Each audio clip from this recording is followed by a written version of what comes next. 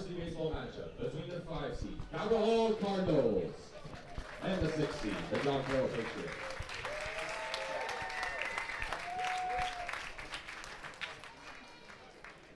And now the starting lineup for the Patriots.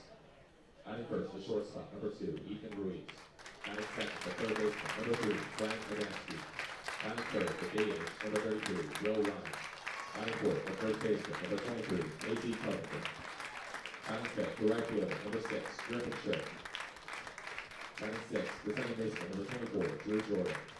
Batting seventh, the catcher, number 8, Dallas Brooks. Batting eighth, the center fielder, number 13, Miguel Leon. Batting ninth, the left fielder, number 9, Matt Bishop. And batting for the Patriots is number 20, Brooks Mueller.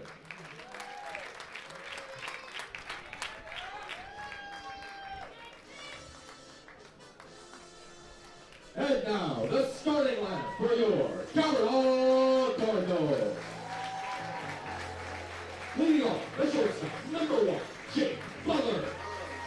Batting second, the center fielder, number 6, Baden Farmer. Batting third, the left fielder, number 24, Steve J. Garrett. Batting fourth, the right fielder, number 11, Connor Dees. Batting fifth, the designated hitter, number 5, E. J. Henderson. Batting sixth, the first baseman, number 13, Michael Gomez. Batting seventh, the second baseman, number 21, Travis Pike. Batting eighth, the catcher, number 4, Trent Rykowski. Batting up, the third baseman, number 22, Sean Polarski. And pitching for the Cardinals is number 30, Peter Jayshore.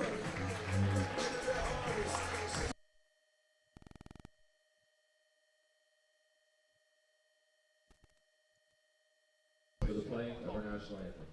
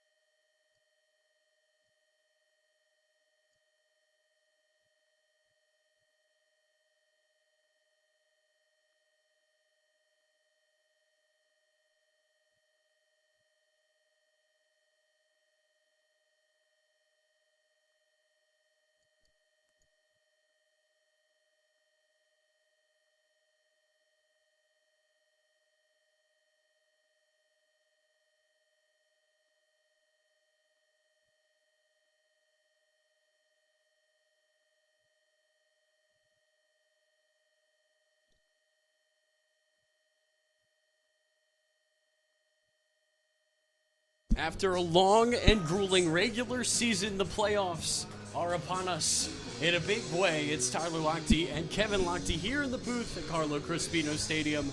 The winner of this one will go to the MIAA championship game. It's Calvert Hall and John Carroll, two 7-7 teams, two teams that maybe not a lot of people picked to make it this far, but upsets have carried them almost all the way. Yeah, you said it, Tyler. Both of these teams upsetting the 1 seed Curly, both of them winning by 10 runs or more, so not sure what happened with Curly. but these two teams very evenly matched. Both regular season games ended in the last inning or extra innings. Calvert Hall lost at home in a close one, blew it in the 7th, also known as the last inning in high school. And of course, Calvert Hall needed to beat John Carroll to punch their ticket into the playoffs in the last regular season game of the year, and they did that in 12 innings. So these two teams always bring the heat with each other, and it should certainly be a good one today. Peter Bayshore, the sophomore on the mound for the Cardinals. His first pitch, a strike. His second, another strike on the foul ball by Ethan Ruiz.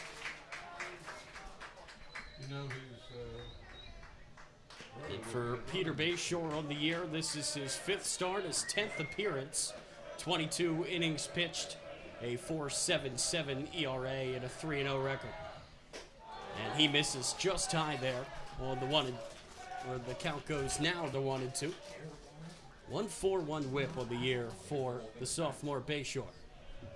Yeah, those are good numbers for Bayshore right there, especially for a high school pitcher.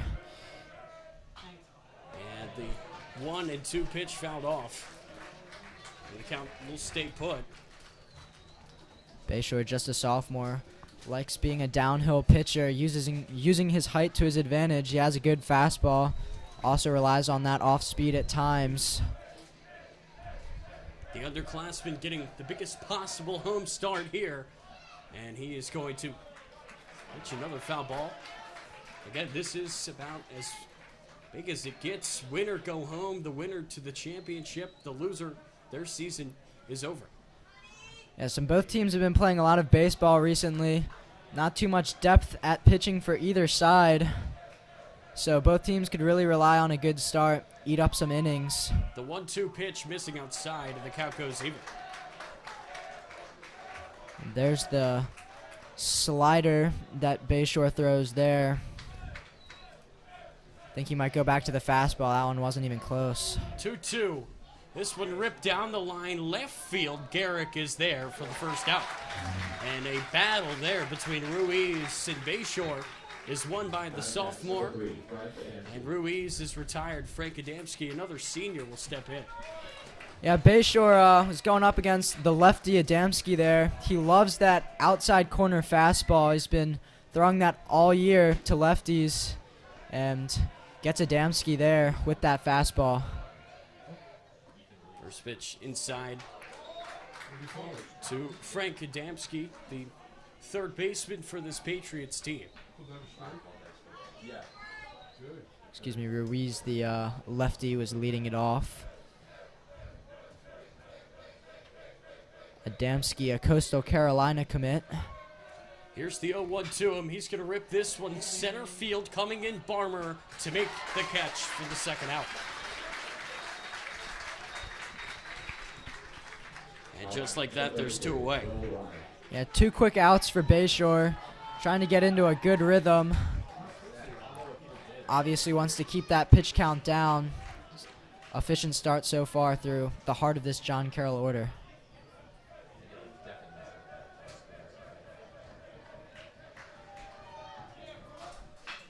And this one ripped to first, off the glove of Kopenspire and into the grass. And that's going to be the first base runner of this game, as Will Ryan, the sophomore, is going to get on. Yeah, that's a tough play there for Kopenspire. It was smoked off the bat. Really hard hit ground ball. Looked like it just took an odd bounce for him and unable to backhand it. So they will score that as an error.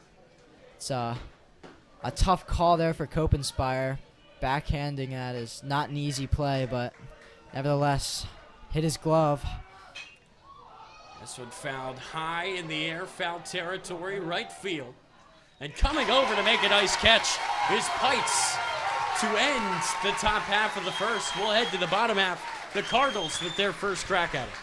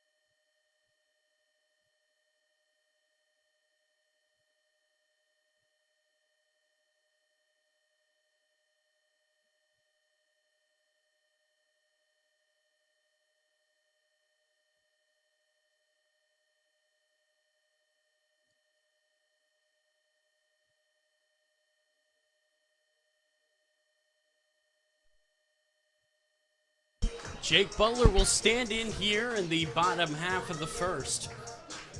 Still no score here at Carlo Crispino Stadium. Jake Butler just a tad under 300 on the year. And he is going to rip the first pitch he sees to center field, a base hit.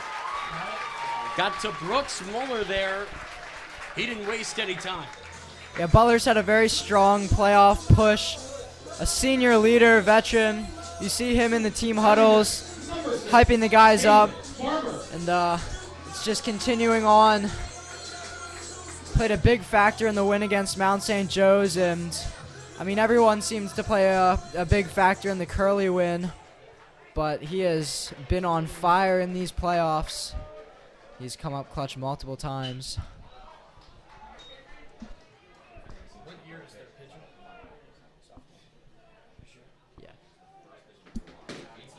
Matchup of two sophomore starters here, with Muller as well as Bayshore on the other end.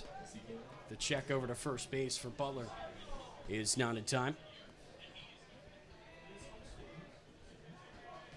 Barmer has hit so well this year. 359 hitter, swing and a miss there. Electric speed, always a threat to bunt. Of course, now with 2 strikes, not likely we will see that. Do not be surprised if you see him bunting later in the game. Spectacular center fielder. Still all year has yet to make an error. Here's the 0-2 pitch outside. The throw is in time, and Butler caught stealing. Yeah, that was a pitch out there. Butler, not necessarily the biggest steal threat. He's got speed, but nothing like Barmer, so I'm not sure why John Carroll was so confident that Butler was stealing, but that was a clear pitch out and easy throw down. And now a dropped third strike. The throw from Brooks, a good one. That's 2 outs for John Carroll. Dallas Brooks, the fantastic catcher for this Patriots team, with a throw there to get Butler, throw there to get Barmer, and that will bring Garrett to the dish. Yeah, Mueller got him on the strikeout with that off speed. Barmer known for hitting fastballs a little bit better, and he had just seen a few fastballs, so mixing things up, keeping his timing off, and just like that, 2 quick outs for John Carroll and Mueller.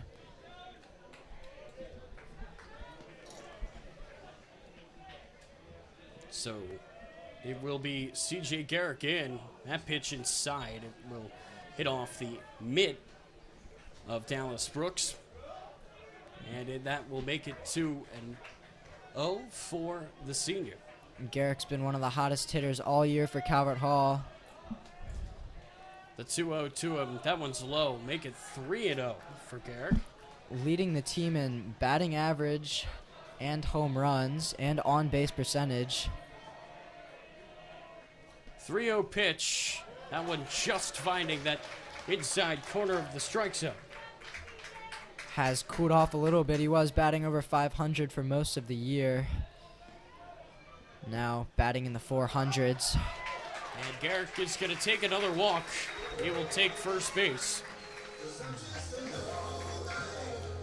And with 2 outs, the Cardinals trying to get something going here. Connor Keys will step in. Keys a 339 hitter, with Garrick standing at first base. The throw to try to check on him is late.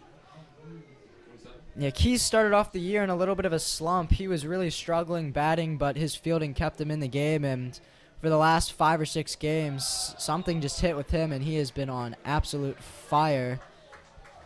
He's hit a walk-off or 2, and a singles machine. So 2 away and a 1-0 count. Just a good contact hitter. He finds the outfield. Nothing crazy, just a good stroke, and gets himself on base now. So the count now 1-1 to number 11. And he's going to take that one inside.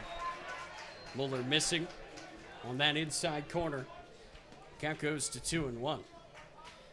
2 outs, infield still in double play depth just to get the out at the easiest base, whether that be first or second. Mueller going to try and force a ground ball here. 2-1 pitch. Ripped foul into left field. And the count goes even 2-2. Now with 2 strikes, his mind is probably switching over to strikeout.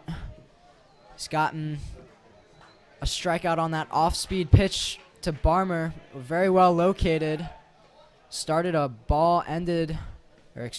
strike, ended a ball, got him to chase. See him maybe trying to get Keys on that same exact pitch. Could always go fastball as well. 2-2 pitch. That one low, and the count goes full. It's like the catcher was lined up on the outside third of the plate, and that one low and inside, so missing his target by a good bit on that fastball. See if he has confidence to throw it here in a full count. Full count pitch from Mueller. Ripped into left field and down. A base hit for Keys. And there's runners on first and second here with 2 outs. That's the approach we've seen from Keys a lot in these last few games. Mentioned, he really doesn't have to do too much. He's just got a good swing, very level, and just he puts the ball in play, and he finds the holes in the defense, and another single for Keys. It's the UMD commit EJ Hankerson steps up to the plate with runners in scoring, or a runner in scoring position now. 2-1 for Hankerson. Fouls that one off of his foot. Count goes to 0-1. See, Hankerson has been DHing almost all year. It's because he's been battling injuries. He was a pretty reliable outfielder, but see, he's going to UMD trying to protect himself. That's why you see him in the DH spot. But a great hitter.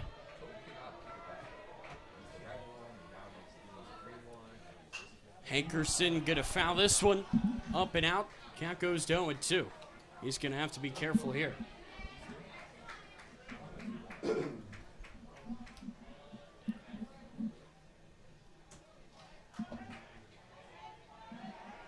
With 2 outs, runners are going to be going on contact. A single with Garrick over at second should score him. He's got decent speed.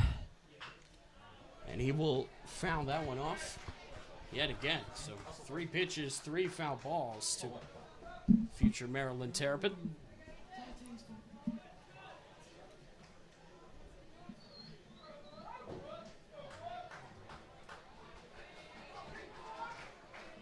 If I'm Mueller here, I probably wouldn't throw a strike here. I'd try and get him to chase 0-2. And he got him looking. 2 strikeouts to the inning for Mueller. And the Patriots are going to have a chance when we come back at the top of the second. He went with the exact opposite approach. I was thinking strike to ball, try and get him into chase. He went ball to strike. He went with that off speed. Starting out high, looked like maybe a breaking ball. And at the last second, some late movement, just dropping right into the zone. Beautiful pitch. Gets Hankerson to look.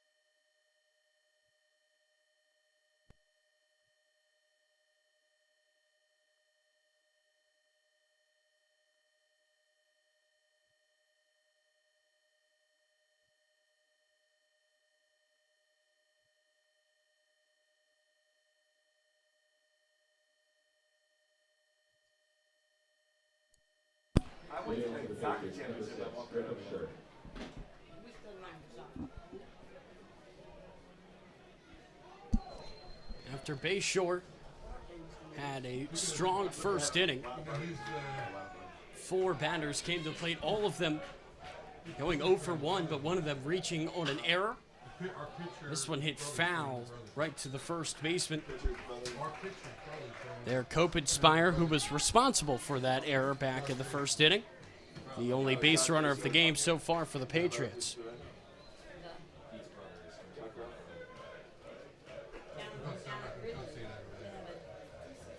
So an 0-1 count. This one low and outside, and the count goes even 1-1. Another righty-lefty matchups. You're going to see Bayshore trying to land that fastball on the outside corner. 1-1 pitch from Bayshore. Comebacker over the head of Bayshore and bobbled. And Griffin Shirk is going to get on here, the leadoff man, standing on first base for the Patriots. That was not a bad pitch. It was a fastball right on the outside corner, weakly hit. Butler had to come charging in on that. I think that'll probably be scored as an infield hit.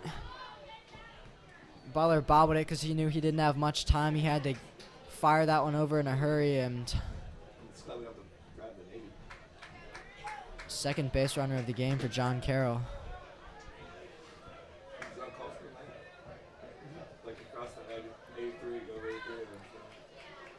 So that will bring up Jordan, the sophomore, who rips it down the line into left field. That's going to go all the way to the wall. Shirk is going to hold up at third, second and third for the Patriots. It looked like off-speed pitch there, just hanging up in the zone a little bit too much, and Jordan a little bit early, but able to rope that one into left field. Good piece of hitting. Just like that, the Cardinals in trouble.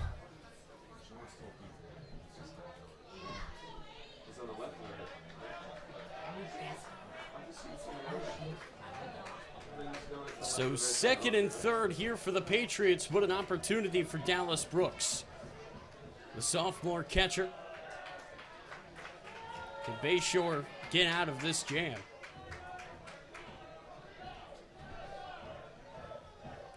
Let's see, first pitch clipping the zone on the far side, 0-1.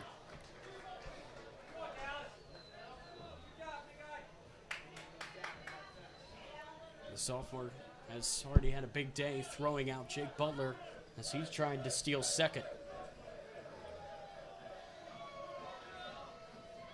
Here's the 0-1 outside, and the count goes even at 1-1. Still no outs, so you're going to see the corners in. They're going to try and cut off the run at home.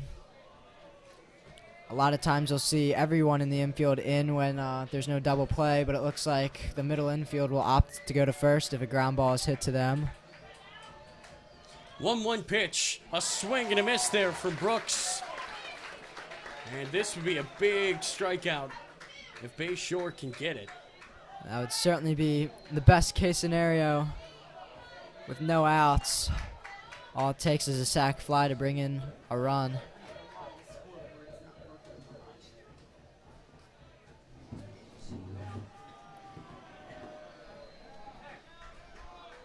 And Bayshore gonna step off. So 1-2 count here for Dallas Brooks. 2 in scoring position. The 1-2 pitch, a swing and a miss for strike 3. A big K there for Bayshore.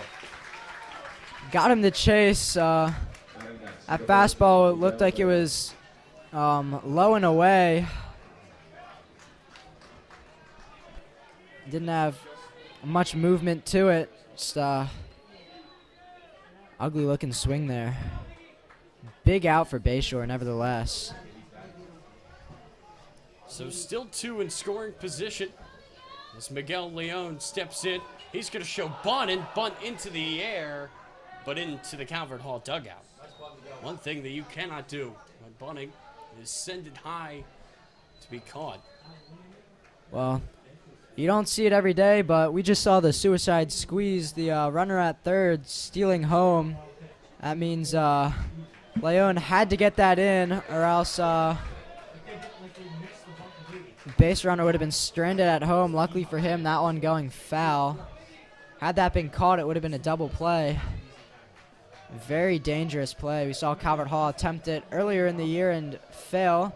Got thrown out at home. Here's the 0-1 found back again by Leon. Of course, if you successfully lay the bunt down, though, you do score the run. Now with 2 strikes, be shocked if we saw it.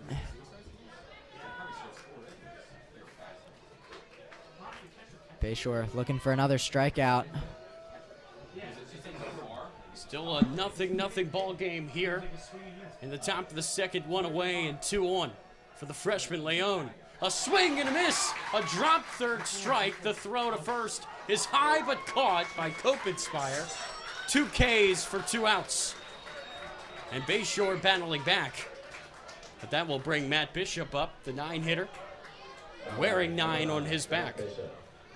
Yeah, back-to-back Ks now for Bayshore.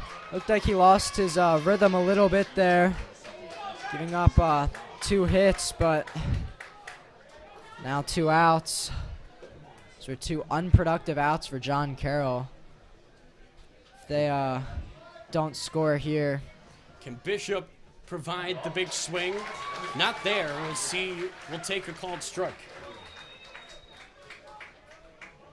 Now with 2 outs, though, runners will be going on contact. A hit should score 2 runs.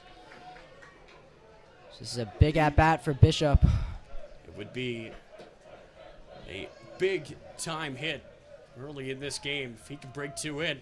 A swing and a miss on a pitch inside, and the count goes to 0-2. And Bayshore strike his way out of the jam. The senior with the golf swing there. Bayshore's command is back. He struck out Brooks and Leon, 2 fantastic underclassmen for the Patriots. Now he's got a senior in Bishop, and he's got him down 0-2. The sophomore deals outside, missing that far corner just barely. The count goes to 1-2. After 2 sliders, you see 2 fastballs. He goes to the slider there. His fastball has been working the last few batters. Have to expect he's going right back to it now that he's changed the bat speed. The 1-2 pitch from Bayshore outside and high, and the count goes even.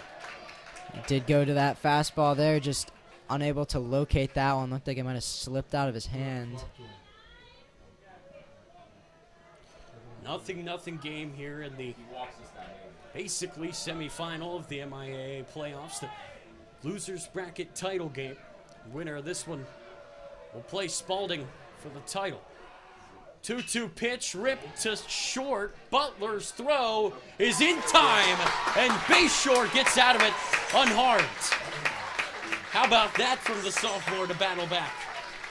Yeah, after getting into trouble early in that inning, it looked like it could get ugly, but Bayshore keeping his composure and fighting back. Gets 3 straight guys with runners on second and third. Well, we will be back for the bottom of the second inning here at the MIAA playoffs.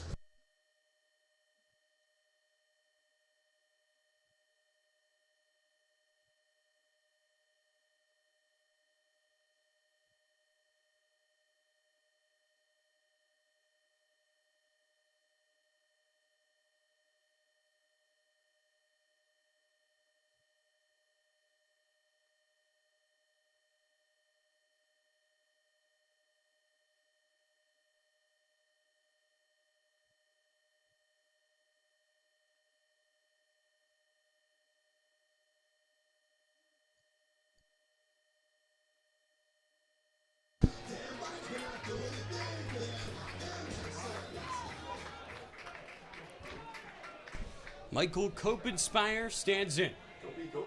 First pitch he will see. He takes it for strike 1. Brooks Muller, in his first inning, he gave up 2 hits, but he also struck out 2. And he's going to get a swinging strike there from the Cardinals' first baseman. Copenspire gets in the lineup a lot of times for his bat. A good power hitter. He's brought some clutch moments for this team. Started to see his way into first base more and more. The start of the year really only came in as a DH, but now getting a lot of starts at first base. Just a junior, so he'll be playing that position next year. This one hit to third, foul. That's a very impressive throw. My goodness. From Adamski, it's not going to count, but that was really something. He threw that from about 3 steps off the base in foul territory and actually got Copenspire, but again, that one hit just foul.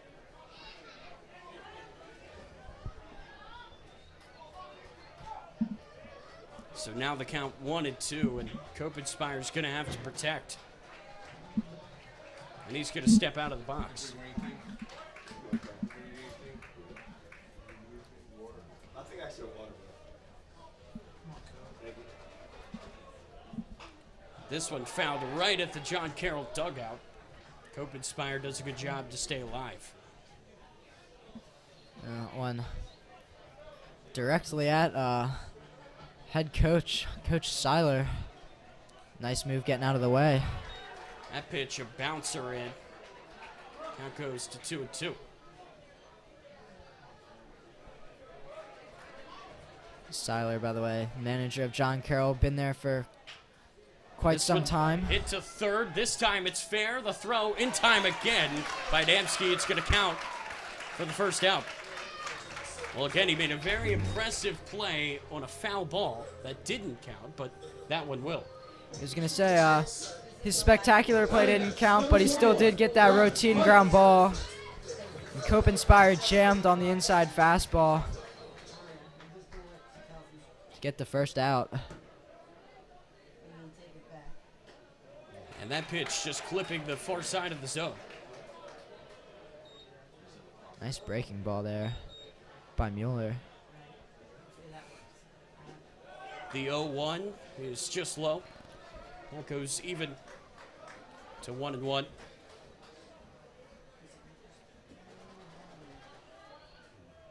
A big swing there by Travis Pikes, the sophomore second baseman. And now he finds himself down 1-2.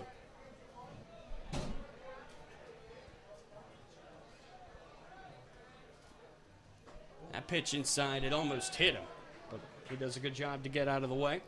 With 2 strikes, you're just looking to stay alive, widen up that stance.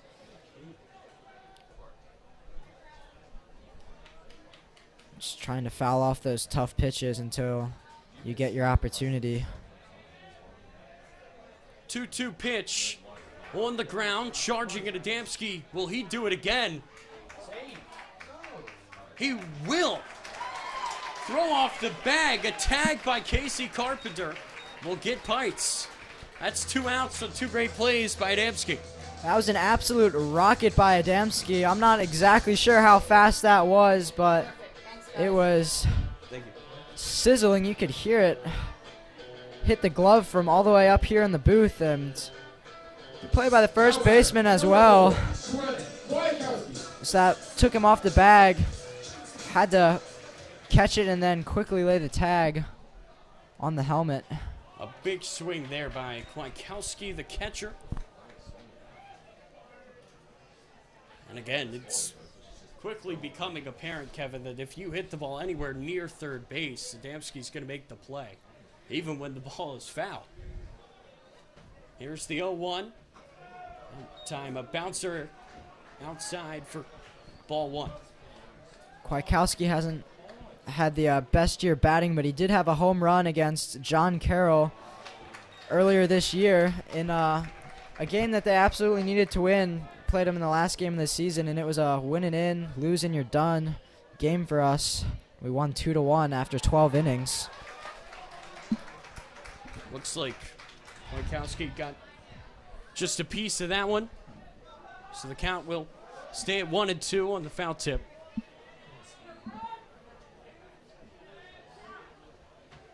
One-two from Mueller. The off-speed pitch did not find the top of the zone. That one really close. That one a little bit too close to take if you're Kwiatkowski, but generous call, and he stays alive. 2-2 pitch. This time he misses it low. Those are 2 really good pitches from Mueller. Not sure how Kwiatkowski could hold off, but he did, and he got the call both times. Full count. Here's the pitch. This one looped to left and almost caught by Adamski there in foul territory, but it will get down safely in foul territory, and we will play on here in this bottom half of the second inning. good effort. Read it well, but just a little bit too far out of grasp. Full count, 2 outs, no one on. Mueller trying to make this inning a quick one. Full count pitch. Gets it on the frame job, a strikeout, his third, and we will head to the third here at Carlo Crispino.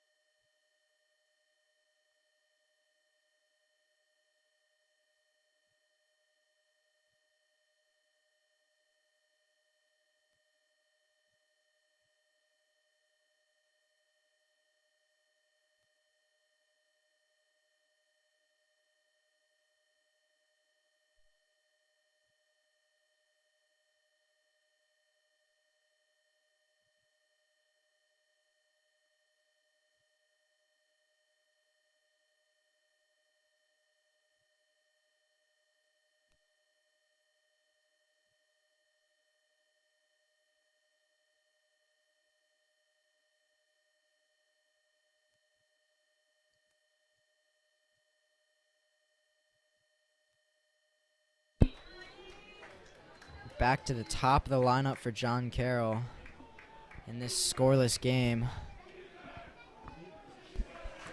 And for Bayshore again, last inning he had runners at second and third with nobody out.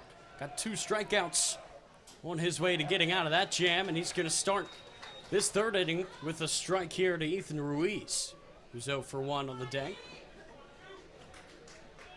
For Bayshore, 2 innings, 2 hits, 2 strikeouts. As that pitch misses just outside. Again, just a big-time spot here for the sophomore pitcher, just his 5th start of the year, and comes in a big one here as the season's on the line. As Ruiz is going to lift this one high in the air into the Calvert Hall bullpen. Ruiz, a senior here and one of the many college commits heading to Salisbury after this year. Trying to stay alive, avoid going 0 for 2. Bayshore just staring him down. Here comes the 1-2 pitch. Inside one to Ruiz, and the count goes even at 2-2. Both teams have had chances today with runners in scoring position. Neither have been able to crack the code. That pitch outside. 3 straight fastballs we've seen. None of them particularly close to the zone. See if he goes off speed after that. Full count pitch, lifted high in the air center field. Farmer under it to make the catch for the first out here in the third. He did keep his confidence in that fastball, went right back to it, and this time able to locate it well. Forced the pop-up.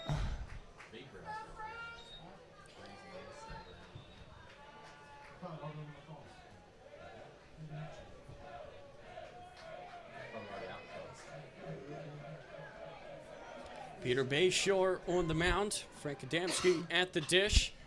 He's going to get under this one. Into left field foul territory and caught by Pilarski.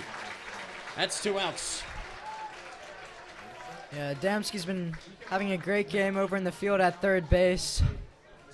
Seems only fitting that his out is to the Calvert Hall third baseman, Thomas Pilarski.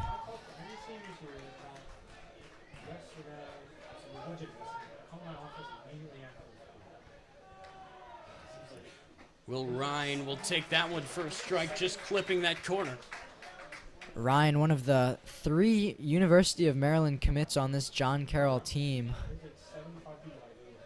Just a sophomore. Really good bat. So he fouls that one off. Ryan DHing today. When you're committed to University of Maryland as just a sophomore, that really says something. Yeah, It's gonna Dallas be Brooks as well.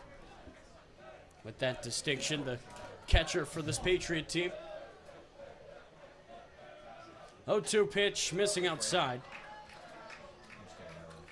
Kwiatkowski trying to bring it back over the plate. Didn't get the call. Top of the 3rd inning here in the playoffs. Trying to get a quick 1-2-3 inning. Here is the 1-2, ripped to first base. The throw in time to get Ryan. Nice play at first by Copenspire. We're going to head to the bottom of the 3rd. Still no score here in the playoffs.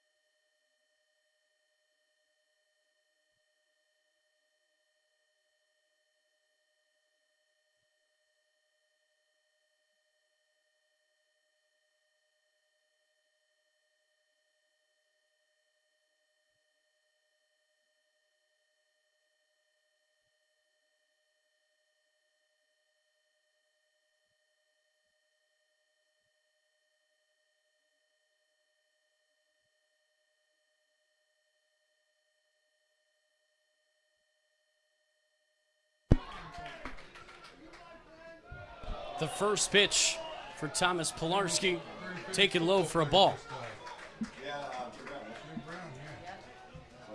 Here at the bottom of the 3rd, second pitch missing just outside.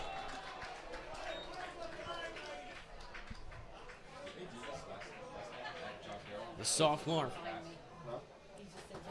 is going to take that pitch inside again. 3-0 count. Gotta think he does not have the green light here. And the off-speed pitch will find the zone. So the count goes now to 3-1. 3-1, he can still look for a specific pitch.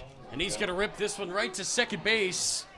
And that's a nice catch there by Drew Jordan for the first out here in the bottom half of the 3rd. Yeah, not a bad piece of hitting. It was a line drive off the bat, just, unfortunately for Pilarski, right at second baseman. Now back to the top. So Jake Butler will stand in. The George Mason commit. And he's going to foul that one back. One of just 2 Cardinals with a hit so far today. It's him and the other being Connor Keys.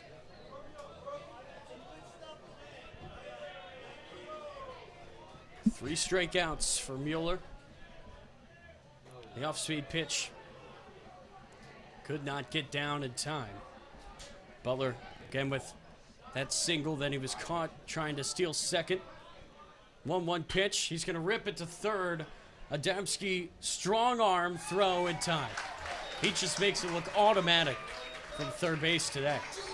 Yeah, third base is called the hot corner for a reason. That one absolutely smoked off the bat by Butler, but Adamski smoothly and cleanly fielding it. Had all the time in the world to make a strong throw over to first. Brooks Miller on the mound for John Carroll. Again, just a sophomore. Bayshore for Calvert Hall, a sophomore as well. But 2 underclassmen, they've looked comfortable so far as that pitch finds the corner of the zone. Yeah, all year Calvert Hall has had spectacular pitching. It's been the hitting that's cost them a little bit and fielding occasionally. And Farmer quickly down 0-2. The pitching of this program has just been absolutely lights out this year. So now Barmer gonna call a quick timeout here. Coverdall trying to avoid another really quick inning. 0-2 pitch. Lifted in the air and caught by Jordan again. It's a 1-2-3 inning for the Patriots. We head to the fourth, still no score.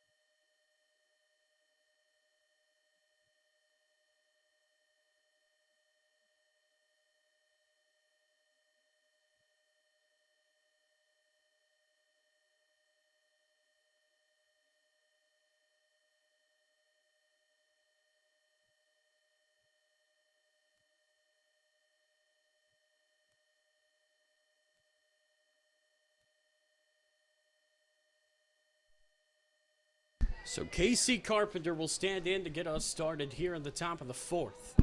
It's been a pitcher's duel so far. Bayshore trying to continue that, but he will miss low that time. And the count goes to 1-0. Tyler Lochte, Kevin Lochte here in the booth at Carlo Crispino Stadium. Final round before the championship game for the MIAA playoffs is that pitch low again. Through 3 innings, still no runs on the board, just 4 hits. It's been a pitching duel thus far. Here's the 2-0.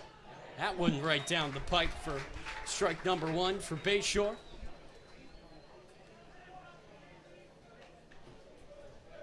Two strikeouts, 2 hits. Surrendered by the sophomore, that's it. Off speed, trying to get that to come back over. It did not. 3-1 now the count. If I'm Carpenter, I'm looking fastball right down the middle here.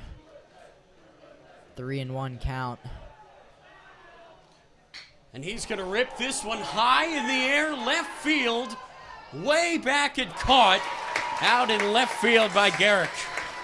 That ball hit a very long way, probably about 320 feet, but Garrick read it well and made the play. That was exactly what he got. Fastball right down the middle. He took it for a ride. That one had potential, but staying in the ballpark. Good job tracking that out in left field by Garrick. Just like that, 1 down. So that will bring Griffin Shirk to the dish with 1 away. Off speed missing. That goes to 1-0. Really, the first time that we've seen true contact made today, Kevin. I mean, these pitchers, they've been lights out. This one hit to second. Pites there. His throw in time for the second out. Well, we just saw a quick inning from Mueller, and now Bayshore trying to copy him. Right. Not to be outdone, but Drew Jordan, a double in his first time up. Striped one right down the left field line, went all the way to the wall, almost brought Shirk in, but Shirk was held up at third because there was nobody out, and he never came around. Bayshore a lot more efficient this time around for this part of the order as he misses inside on that one, though. Count goes to 1-0.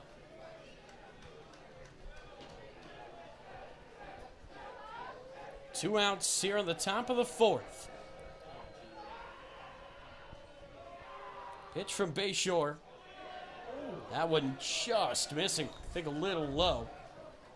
Tough miss. Went with the off speed backed him off the plate, just missing the inside corner. Cardinals, the 5 seed, John Carroll, coming in as the 6 seed, as this one's ripped into left field. Sliding in is Garrick. A fancy catch to end the inning. Garrick has been quite busy out there in left field this inning and making 2 nice plays for his team. And we will head to the bottom of the 4th. Still no score here in Towson.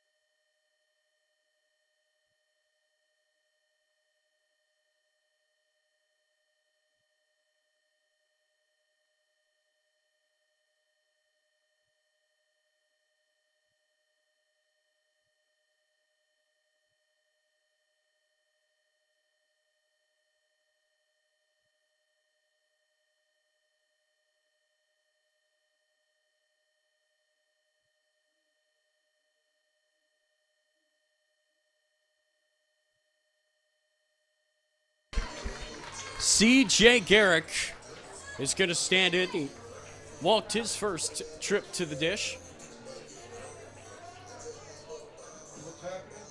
Umpire has something to say to John Carroll coaching staff. And here we go. Bottom of the 4th inning. That one a bouncer outside and low.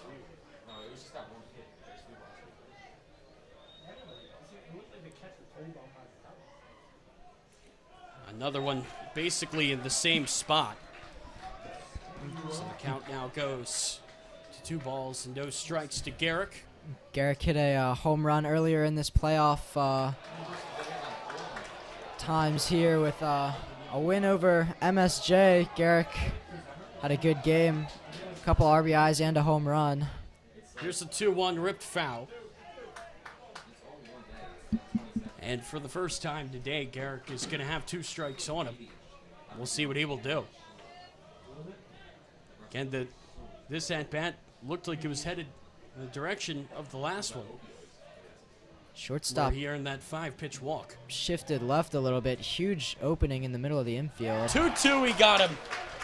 Muller with a nice pitch there. That's his 4th strikeout of this game. And Garrick down on strikes. That'll bring up Connor Keys, who is 1 for 1 on the night.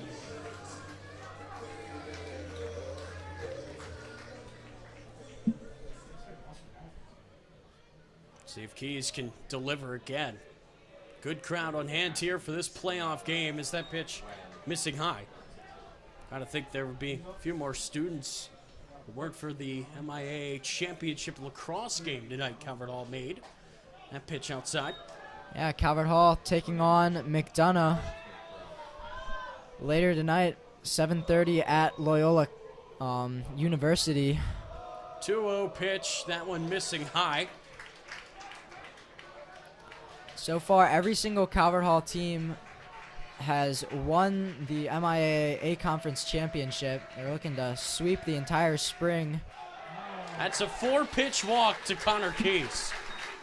And he's having himself a pretty productive night with the bat, with that single, now a walk, and E.J. Hankerson, the future Maryland Terrapin's going to stand in. Yeah, he's been finding his way on base. Just a easy 4-pitch walk for him there.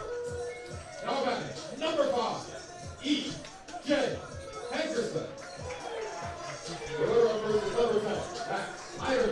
So Max Heiderman is going to stand on first base as the pinch runner for Hankerson. And I think that, oh, look out, that's a quick throw over to first. Music hasn't even been turned off yet. Try to get Heiderman, keep him honest. I tried to catch him sleeping over there, but Heiderman was ready. Heiderman brought in to run. He is very aware. First pitch to Hankerson, ripped into left field. He absolutely crushed it, but foul.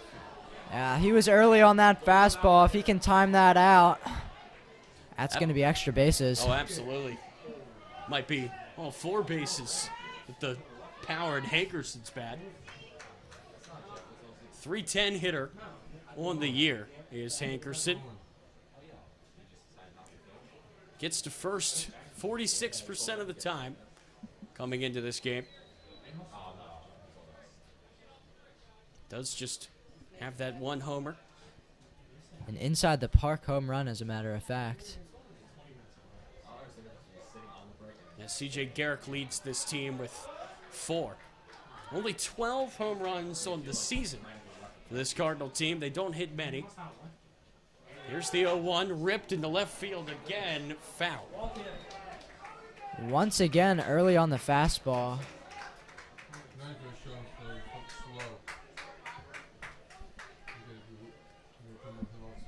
And again, with the speed of Heiderman at first, got to think if he can find a gap here for extra bases, that run could come in. And the way this game's going, you don't know how many runs are going to come across.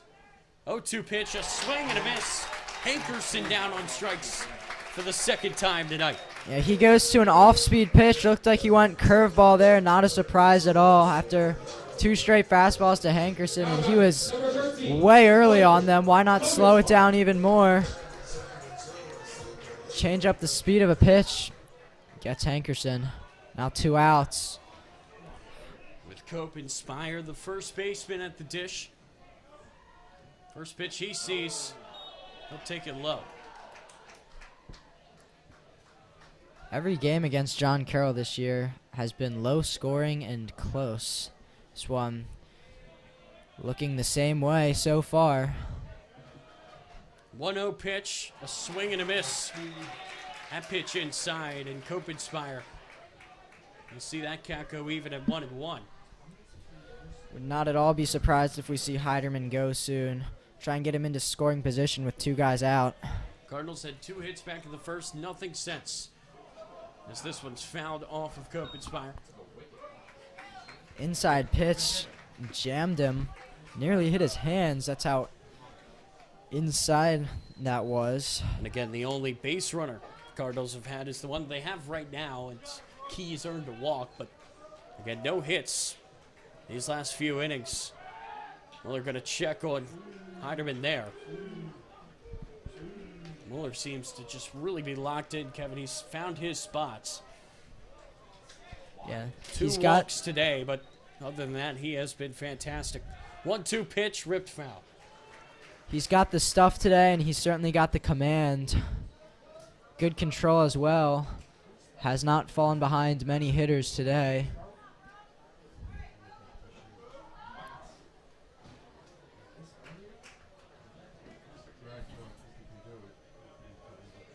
Brooks Mueller, 1-2 pitch. That's going to be ripped up and dropped. Ethan Ruiz couldn't get enough of it. First and second for the Cardinals with Travis Pites coming up. Even if that did get fielded cleanly, that would have been very difficult to get that over to first. His momentum was taking him over to center field. He would have had to spin and throw it off balance to have a chance at Cope Inspire there. I have to think that'll be scored as a hit, not an error. Pites with that average just above 200. Can he come through here? He takes strike 1. Big opportunity here. Both teams haven't had too many, so. Pites in for Gibbons today in the lineup. Those opportunities certainly count. Again, Pites with the high socks there. Those Calvert Hall stirrups.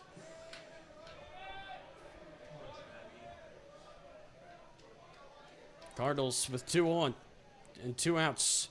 Pites, check swing. Did he go? Yes. Great pitch there by Mueller to paint that outside corner. The count goes to 0-2. And the sophomore in some trouble. 0-2. Need to protect here.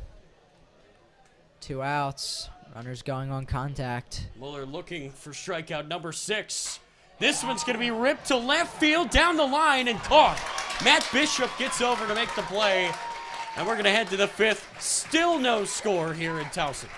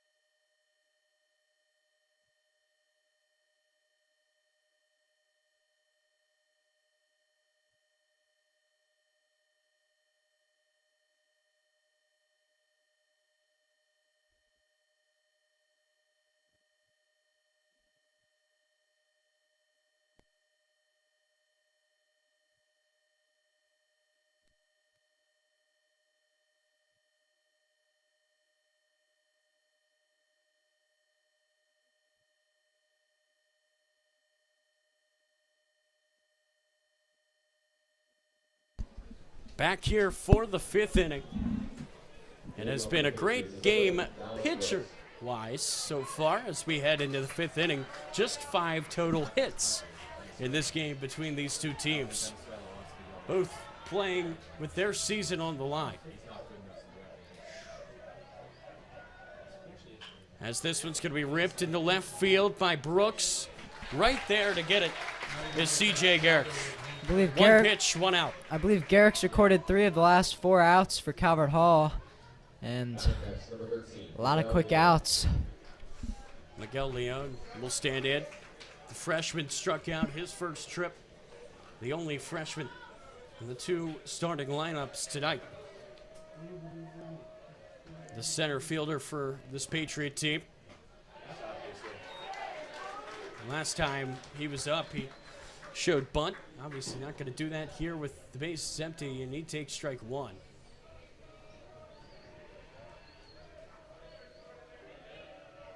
Here's the 0-1, a swing and a miss. Gets him to chase with the low fastball. Now 0-2, looking for a punch out. They sure would love it. Be his 3rd. Produced a lot of soft contact in this game. Kwiatkowski lined up on the outside part of the plate. This one's going to be lifted into left field, base hit. Leon going to think about 2. He'll hold it up right there. And he's going to get the bench fired up. The 3rd hit of this game for the Patriots. As Matt Bishop is going to come on with a runner on first. It's supposed to be an off-speed pitch that faded away from the plate in the outside corner. He just left that one hanging in the zone. Good job capitalizing by John Carroll. Have not been many mistakes today by Bayshore. Can Matt Bishop keep it going? Pitch from Bayshore. He's got that curveball in there for a strike. Top of the order coming up next with Ruiz and then Adamski and Ryan, who have all been held to 0 hits between them.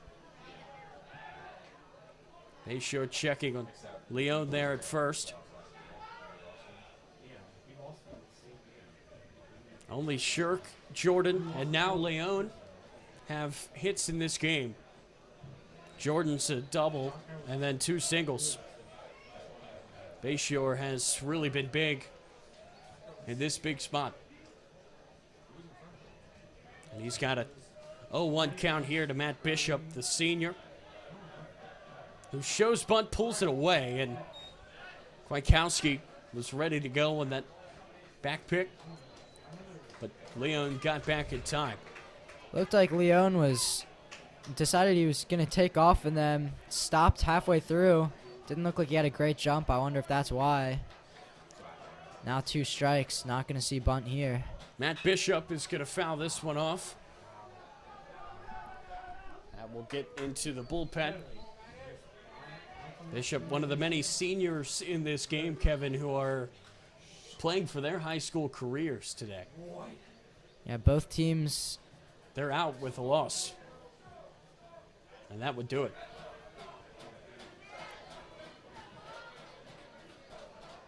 Like to see some aggressive base running over there on first in a 0-0 game. Try and get into scoring position. Throw over to first, not in time. It was close. Trying to get Leon. Huge lead. John Carroll might be thinking the same thing. Runs at a minimum. Try and create opportunities. 0-2 pitch, runner goes. Ball's popped up. Leon's going to have to hustle back. It's going to be caught by Pilarski. Good base running by Leon. Sees him get back to first base. Ethan Ruiz to come up here with 2 outs. Inside fastball. They're just able to jam him. Pop up and creates the out. Of course, Leon had to go back to avoid the double play, so good heads-up base running there. Bayshore going to step off and check on Leon again. Representing Venezuela with that armband is the freshman there on first, who's dancing around with a big lead. Pitch to Ruiz outside. The throw is a good one, but not in time. Leon's going to swipe second. Yeah, they really didn't have much of a chance there. He had a really big lead, great secondary lead, and huge jump. Was a good throw by Kwiatkowski, but with the speed of Leon, really no chance. So all that dancing around on first base works in the end for Leon. Now John Carroll with a runner in scoring position. Can Ruiz deliver and trying to bring him home? Ruiz calls timeout. All of a sudden, a lot more nerves in this crowd with a runner just 180 feet away from tying it, and with a lead like that, a little bit closer. Here's the 0-1 pitch just outside, and the count goes even. This at-bat has become even more important now. The top of the lineup. And in a 0-0 game, every run is so important. Anytime you see a runner in scoring position, defense is going to get a little bit nervous. This one ripped to first. That's a fair ball. Copenspire steps on the bag, and we will head to the bottom of the 5th. Leon stranded at second. How about this start from the sophomore Bayshore? It's still 0-0. It's the second time today Bayshore has worked out of a little bit of traffic and keep the score at 0-0. We saw him earlier, second and third, no outs. Throw 2 strikeouts and a ground out. And now, once again, stranding a runner in scoring position. This battle of the pitchers continues. We will be back with Mueller still on the mound.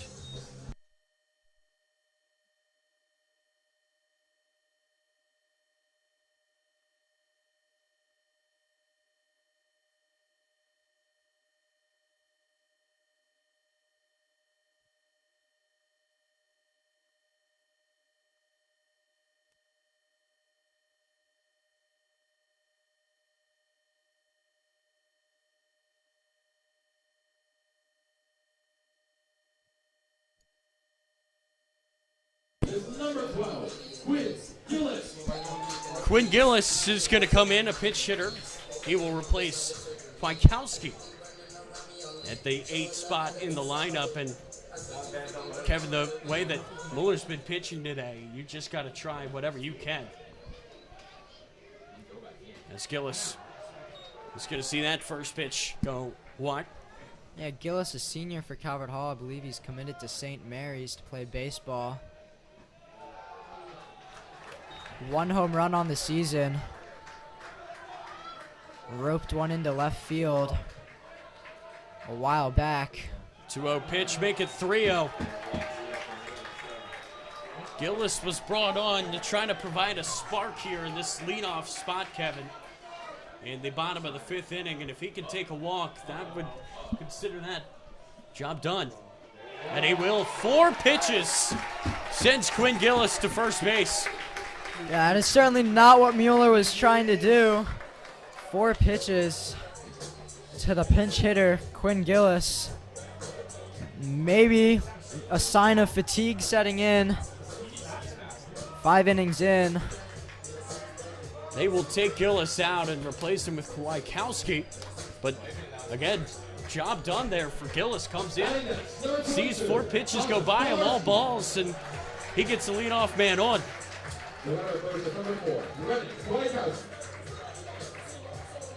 So how about this? You pinch run with the catcher. We've seen that a number of times, and it's almost as if he was the one who got the walk. He got pinch hit It for, was his and spot. He can come back in, and he has here to try to run. yeah, right back into the game. So somebody else did the work for him to get on base. He'll take that. And now bunting is Pilarski. It's a good one. It'll move the runner over. Yeah, excellent bunt there. That's exactly what you needed to do. 5th inning, still scoreless. We mentioned how important every run is, and just lays it down the left or the third base line, and now runner in scoring position, just 1 out with one of your hottest hitters. I would say the hottest hitter on the team besides maybe Connor Keys over the last 3 or so games. Jake Butler in with a runner in scoring position. A base hit could give the Cardinals the lead. First pitch to him. Butler takes it, strike 1.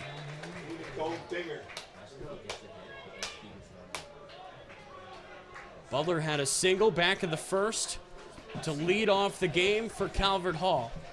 He was then caught stealing.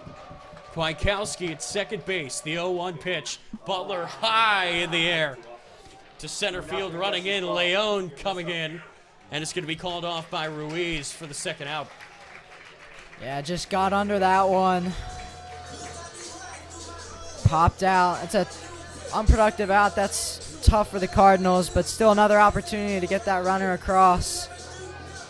Again, in high school, there is just 7 innings. Obviously, with a game like this, you could see them playing more, but we are into the later portion of this game, and a run here would be massive for the Hall if they could bring it across. Caden Barber to stand in 0 for 2 today. A swing and a miss there. That's a great pitch by Mueller. Also see Caden Barber on the football field. Varsity starter at wide receiver. Mentioned his speed earlier. Yeah. I think that Dallas Brooks a little bit shaken up there. The Maryland committed, the catcher for John Carroll. He's going to try to shake that off. Looks like he's ready to go and stay in this game. Again, just such a compelling season in the MIAA this year, with so many teams separated by 1 or 2 games. Spalding at 9-5, Loyola at 6-8, 2-7 spots respectively. So this one's found away. Yeah, we talked about it all year, how just a game or two separating basically the entire conference besides St. Mary's. So you see Calvert Hall and John Carroll as the 5 and 6. They were a game or two off of being the 1 or 2. So very competitive conference this year. Looked like Barmer tried to call timeout, didn't get it in time, and I don't think he was ready to swing on that pitch at all, but he's taken that one low for a ball, and it goes to 1 and 2.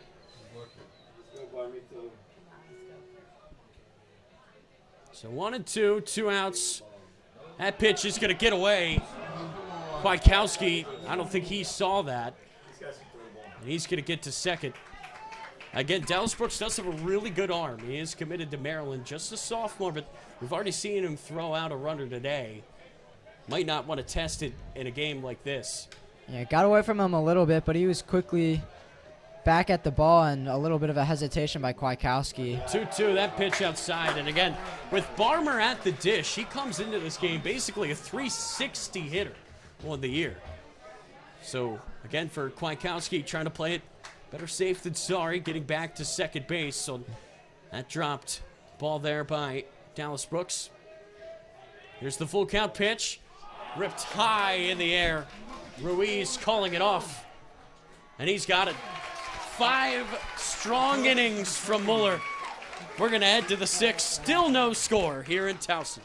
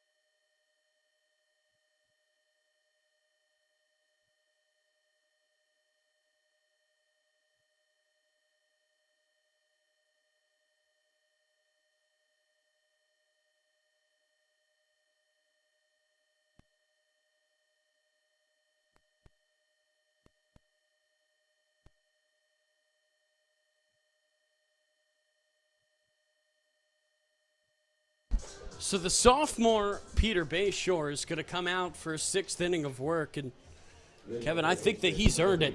He has been fantastic. 3 hits in 5 innings. No walks given up by Bayshore. Yeah, absolutely. And this is not a bad lineup at all. See 4 Division I commits, including 3 to the University of Maryland. It's a spectacular program at College Park for baseball. Adamski's going to take it low. And again, Kevin, even though this is a win-or-go-home game, if you're Calvert Hall, you've got to think you would have 2 games after this. You don't want to try to use that many pitchers. Here's a 1-0 right down the middle. Yeah, and especially because you've been using your best pitchers a lot recently. This is our 4th game into the playoffs, so those pitchers need rest. When you're playing the 1-1. Ripped up the middle, comebacker off the glove. Tough throw is not in time. Butler just couldn't get it there quick enough. And Adamski's going to get on with a lead-off single. Yeah, tough luck there. It was just a ground ball right back up the middle. Actually hit Bayshore. I think Butler would have been able to get the out there had that not hit Bayshore. Bayshore took a little bit of time trying to wind up to throw that. Making sure he had that ball set in his hand, but a lead-off base runner, that's pretty big. Just the 4th hit of this game for the Patriots. And that will bring Will Ryan to the plate. Just a sophomore, but he's got a really good bat. Reached on an error earlier on, but he is 0 for 2.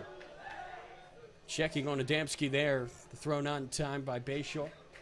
Still no action in the Calvert Hall bullpen, so they're going to continue to stick with Bayshore. And why not? He has been so good. We'll throw it home this time to Ryan, and it's going to be a ball. And just as I say that, I see Nate Rodriguez trotting over to the bullpen. I'm pretty sure Patrick Jenko, the ace, and Ryan Seifert are both not going to be able to pitch today, as they've been pitching a lot in the last couple games of the playoffs. And again, that's why this start has been so important from Bayshore. You save a lot of arms that you might need if you've got to play 2 games against Spalding. Obviously, you've got to win the first one to get the second. Got to win them both if you're Calvert Hall. Yeah, Spalding. And for John Carroll, again, it's the same situation with Mueller going deep into this game as well. Spalding just needs that one win against the winner of these two teams. This pitch is going to get away. It's a favorable bounce, but Kwiatkowski couldn't turn and fire. It's a runner on second there on the wild pitch. Now Will Ryan's got a chance here with nobody out and a runner in scoring position. This is the third time we're seeing Bayshore in a little bit of trouble. He's worked out of it before. Gonna have a mound visit here, try and calm him down, but certainly know he's capable of getting out of it. Of course, see if they want to leave him in this game. Might just be a talking to here. Maybe stalling to try to get, as you said, Rodriguez was going out there, give him a little bit of time to throw. I was just about to say that this could very well just be a try and eat up a little bit of time as Rodriguez gets ready. It's been a spectacular performance by Bayshore, but fatigue does look like it's starting to set in a little bit. Yeah, the sophomore, he's going to stay in this game. Velocity on the fastball down just a little bit. Command's been off a little bit the last few innings, but nevertheless, still pitching lights out. Can Will Ryan finally be the one to deliver for either of these teams in this game? This is certainly not who Calvert Hall wants up right now. The three-hitter. 2-0 pitch outside, and now it's 3-0 for Ryan. As we mentioned earlier, University of Maryland commit as just a sophomore. That takes a lot of talent. At 3-0, I would be a little bit conservative here if I was Calvert Hall. I would not pitch this one right down the middle. Yeah, you might give him the green light because even if he does get a fly out, that would move the runner to third. You got to think John Carroll trusts the sophomore. His bat, certainly a good one, but at the same time, you could take 2 on. If you walk him here, the double play is possible. 3-0 pitch taken outside. Oh no, they're going to say strike. Wow. How about that? Ryan was halfway to first. He's got to turn around and come back. He was very quick to drop the bat and head to first. You could tell that umpire disagrees. Now he's pointing for Ryan to get into the batter's box. He's got to be careful here. Looked like Bayshore was definitely trying to pitch around Ryan there. Catcher was set up off the outside corner of the plate, but now with a strike, we'll see what they do. Certainly a hitter's count for a very good hitter in Ryan. The 3-1 taken for strike 2. Count goes full. This could be a little momentum booster if they can get this out.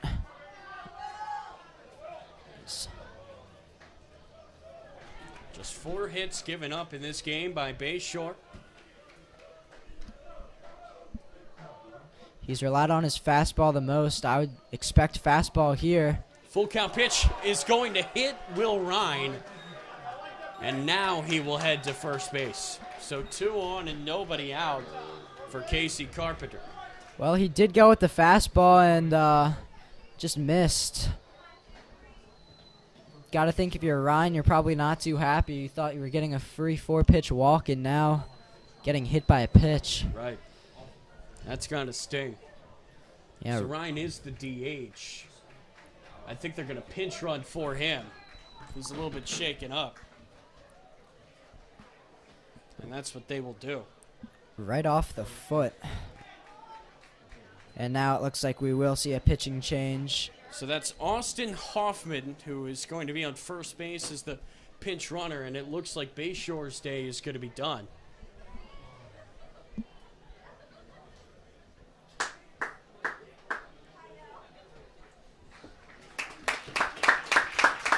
And it was a really strong start from the sophomore. 5 innings, gave up 4 hits, struck out 2, hit 1, and walked 1. Yeah, you really can't ask for much of a better performance there out of your sophomore. He gets a well-deserved ovation by this Cardinal faithful.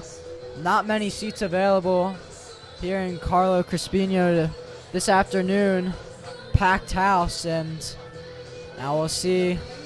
So they're going to give the ball to Jake Butler here. Oh, wow.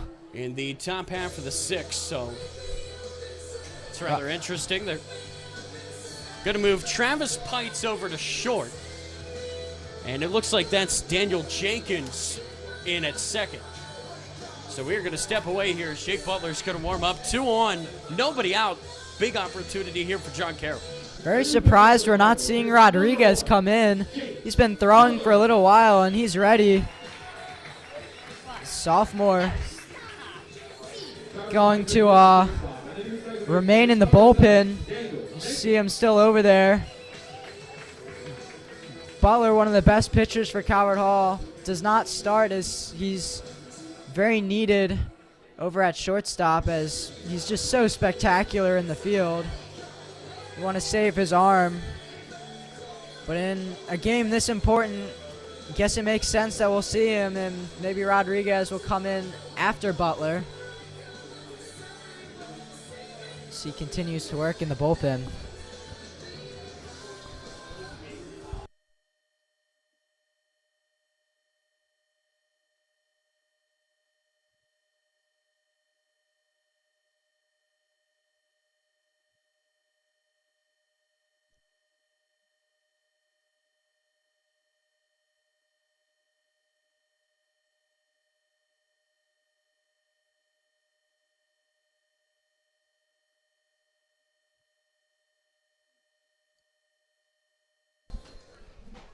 So Casey Carpenter is going to step in against Jake Butler here.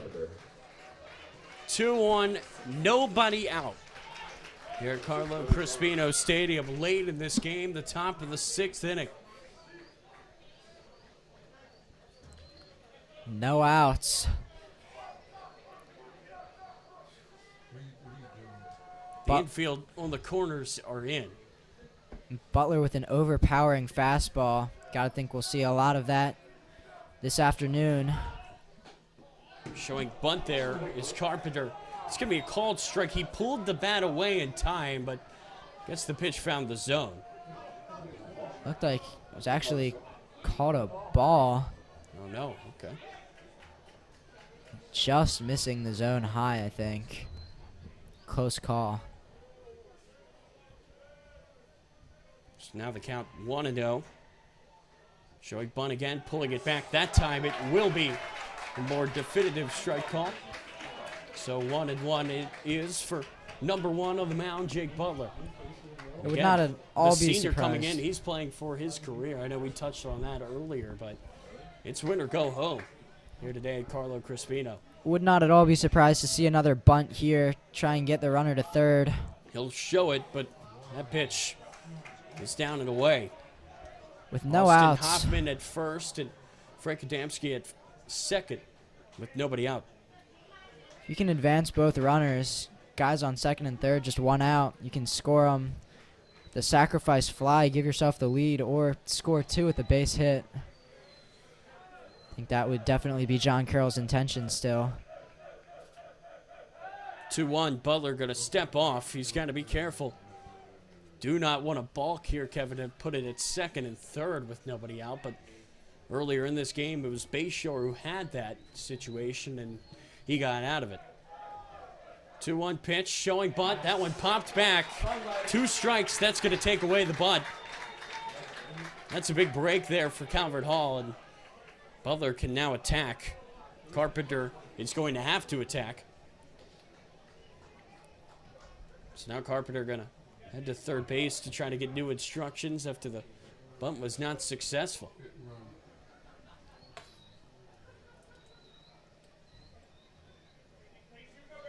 Two and 2 the count. I don't think we've seen an off-speed yet from Butler. It's been all fastballs. See if he sticks with that trend or tries to get him with the off-speed. This is a big pitch in this game.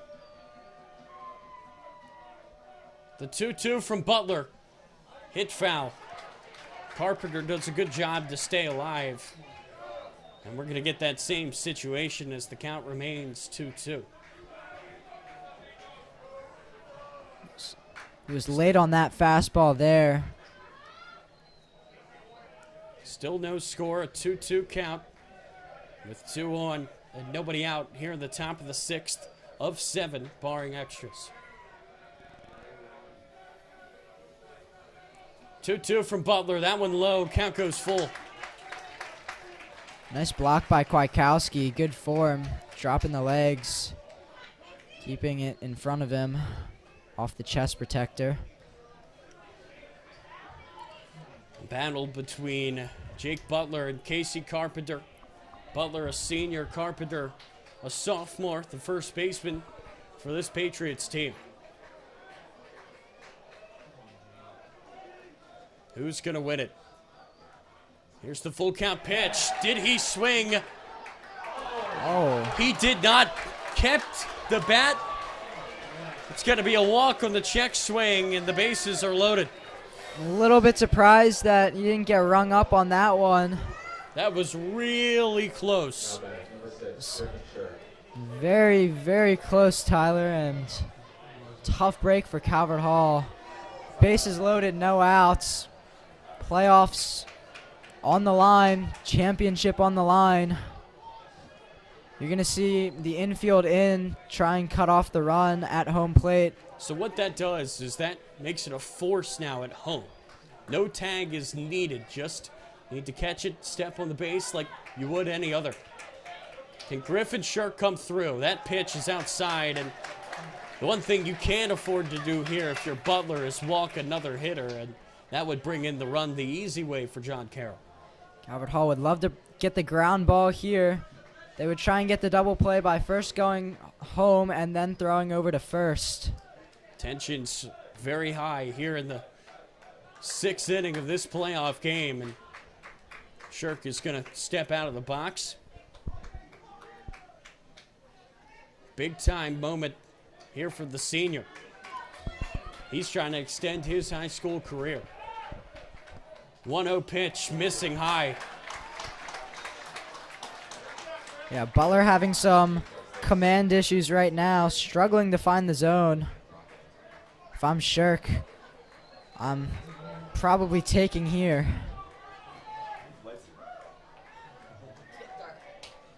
Bases loaded, nobody out. A 2-out count. 2 seniors dueling here, Butler and Shirk. Make it 2-1. Wow. Just found that inside part of the plate. My goodness. That is a generous call, but Wow. Butler now 2-1. We'll see if he can build off of that generous call. And that puts momentum in the corner of the pitcher here, Butler. Played shortstop until this inning. 2-1 pitch from him is going to be ripped high in the air over to right field. Keys calling it. Should be deep enough, though. The throw is not going to be in time. It's cut off, and the Patriots have the lead here in the 6th. Adamski comes in to score, and the game's first run is going to come in the 2nd to last inning. Well, that's what you call a productive out. Was driven into right field. It's all he needed to do to get the run across. So Shirk will add the RBI to his total. Just like that, the 0-0 tie has been broken. And now it's Drew Jordan up. Butler trying to throw to third. It was close, but not in time. Awkward slide back.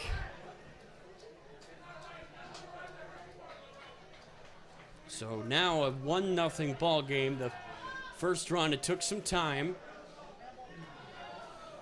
as Jordan is going to step out of the box. Looks like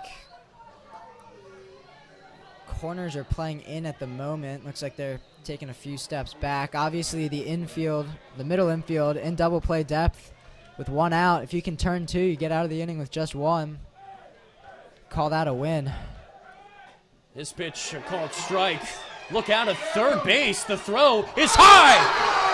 Kwiatkowski threw it into left field. Another run's going to score. John Carroll leads 2-0. Hoffman gets home, and the Patriots double their lead. Kwiatkowski on the high throw on the back pick.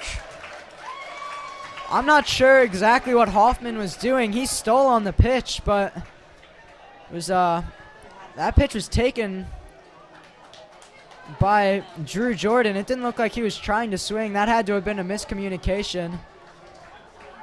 That had to have been a hit and run or bunt if you're stealing home, but somehow, some way, stops halfway through, and Kwiatkowski with a very costly error. Huge break for John Carroll. So now the count is 0-1.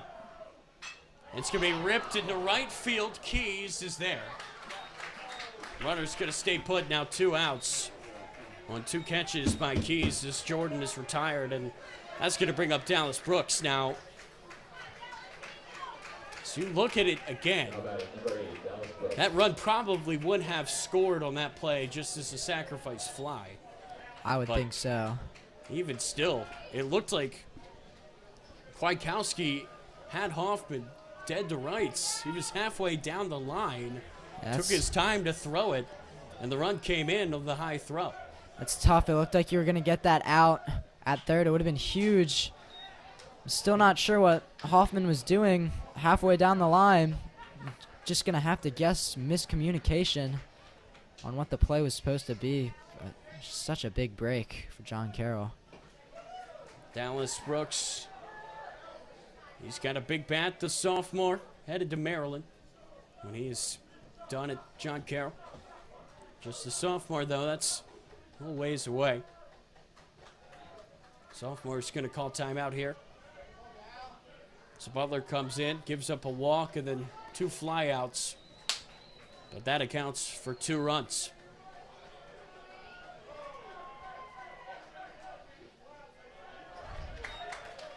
That pitch a little bit low. Still a runner in scoring position. 2 outs. Howard Hall trying to get out of this one. Just down 2. Cardinals are going to have 2 more cracks at it with the bat. But they have not been able to crack the code on Mueller so far. This one found a way towards the dugout, and the count is going to go to 1-2. Oh, if you're Brooks, you know it's going to be fastball. That's what he throws almost every time. He's got such a good fastball. Question is, can he catch up to it?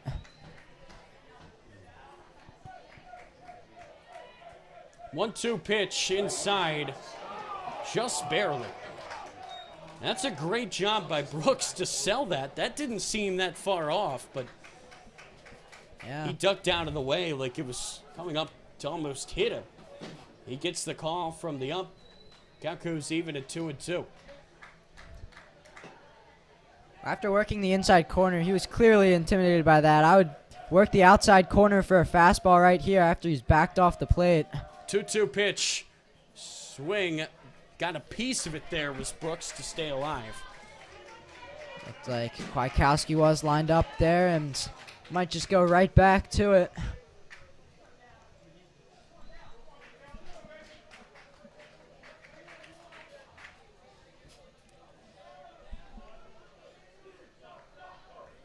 Butler, at this point, just trying to get out of this inning with no further damage.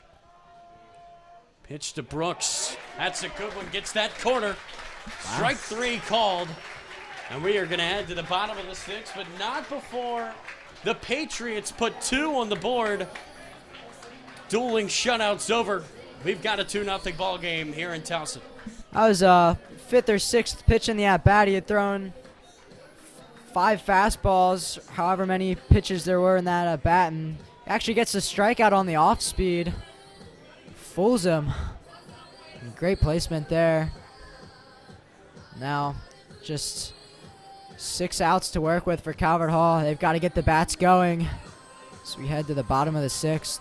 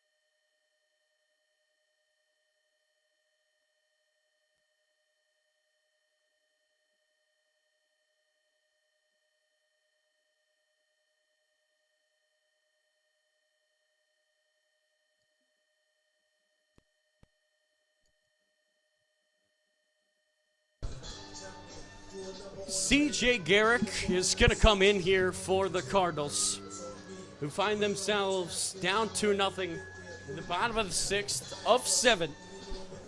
Here in the MIAA playoffs, winner is going to go and play Spalding for the MIAA championship. The loser will see their season come to an end. It's crunch time here.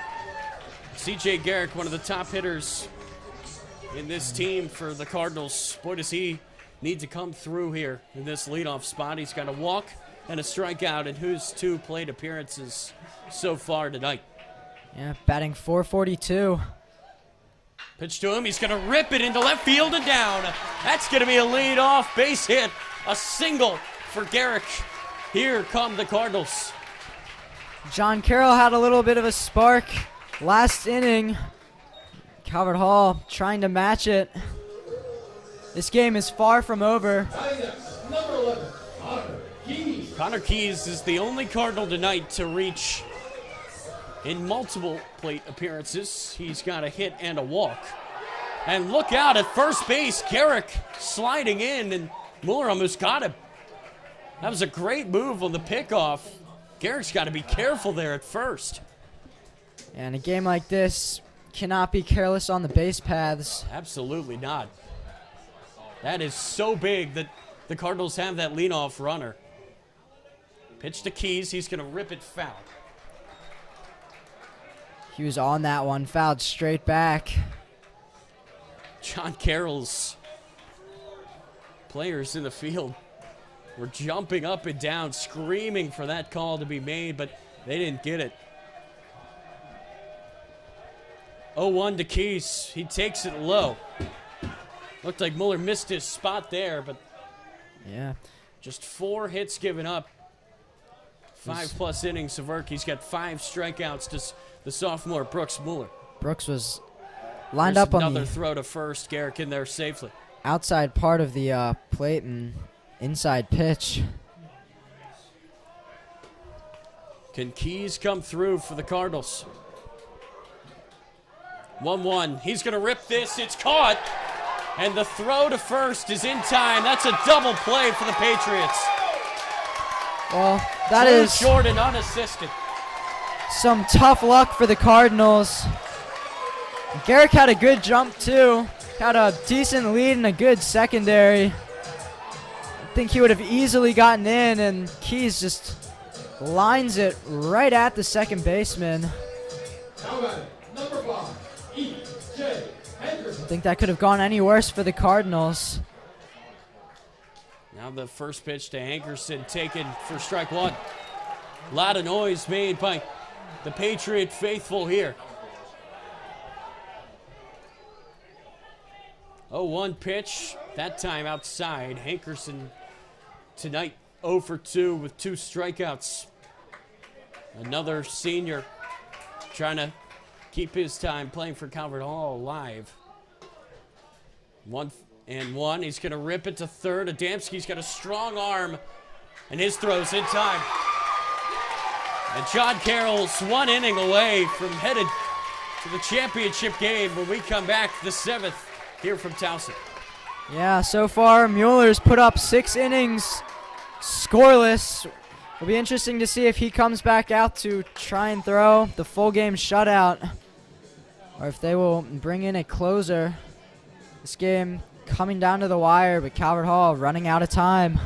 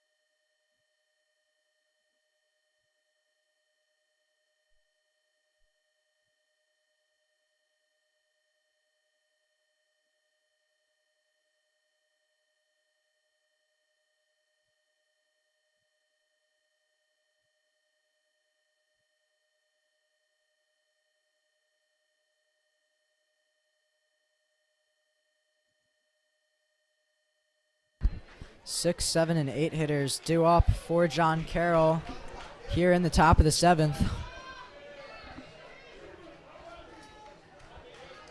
So for the Patriots, it's Miguel Leon, who is the center fielder. 1 for 2 today. And he's going to rip this one into left field. That's going to get to the gap. Leon's going to trip and fall at first. He could have had 2, and he's going to settle for a single. But that's a 2-hit day for the freshman. A good piece of hitting by the freshman. Drives that out into left center field. Line drive. So Jake Butler still on the mound. And Will Hack in at right field. Tyler Gibbons in at second base. The defensive alignment for the Cardinals.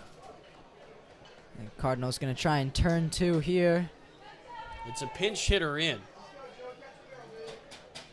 for the Patriots. That's Joey Kuden. Butler would love a double play here. First pitch he throws is ball 1. Patriots would love to get some insurance here before the bottom of the 7th inning. Cardinals are going to fight to keep their season alive. Throw to first, a good one trying to get Leon, but not in time there from Butler.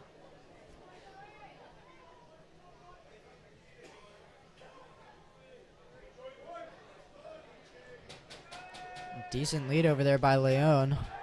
Throw over the first is going to be a little bit late. Saw him try and steal earlier.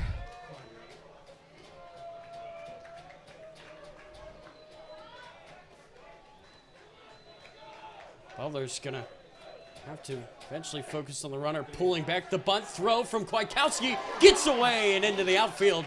There to back it up, though, is Barmer. Yeah, that throw is tailing right of the bag. Looked like Pites had an opportunity to keep that one in the outfield, or excuse me, in the infield. Calvert Hall lucky to not give up an extra base there.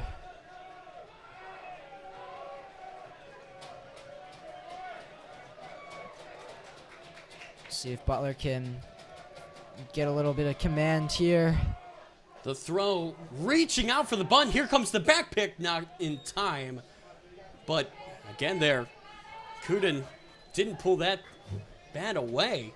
That pitch out of the zone, and that's going to be a strike there. That takes away one of his 2 chances to bunt, Kevin. Yeah, could have had a 3-0 count.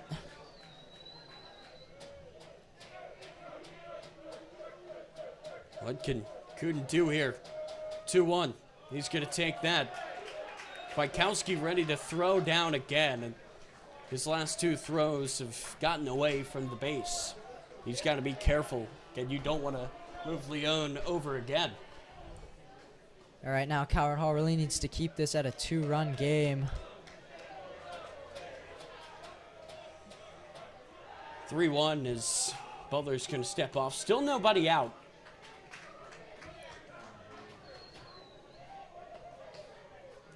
As Leon now has 2 singles and 2 steals. How about that for the freshman in the biggest game of his young career? 3-1 pitch, a swing and a miss. Count goes full. Yeah, continuing to dance around over there, taking huge leads. Butler just needs to focus on the batter here. Need to get an out.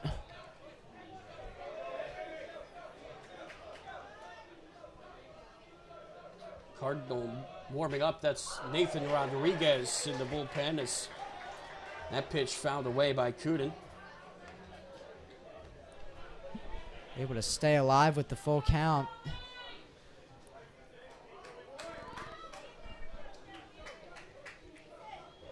Continue to see Rodriguez warming up over there in the bullpen. Kuden's gonna call for time.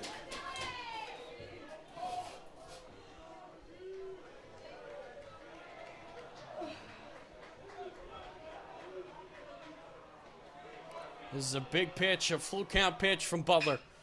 It's going to be a bouncer to short. Pite's throw is in time. It's a good one from the sophomore Travis Pites, but the runner is going to get over to third in Leone.